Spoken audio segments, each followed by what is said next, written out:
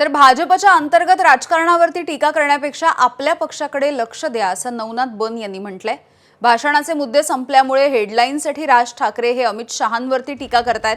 ज्या दिवशी राज ठाकरेंना भाजप कळेल त्या दिवशी त्यांचा राजकीय उदय होईल असाही टोला बन यांनी लगावलाय। सन्माननीय राज ठाकरे यांनी भारतीय जनता पार्टीच्या अंतर्गत राजकारणामध्ये मतभेद शोधण्यापेक्षा आपल्या पक्षाकडे थोडंसं लक्ष द्यावं।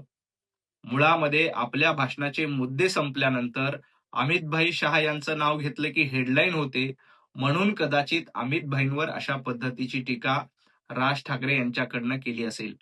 परंतु सन्माननीय राज ठाकरे यांना एकच विनंती आहे की आपल्याला भारतीय जनता पार्टीची विचारधारा अद्याप कळलेली नाही।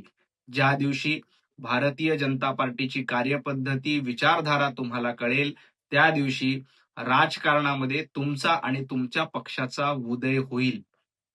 तोपर्यंत भारतीय जनता पार्टीच्या अंतर्गत राजकारणावर टीका टिप्पणी करू नका।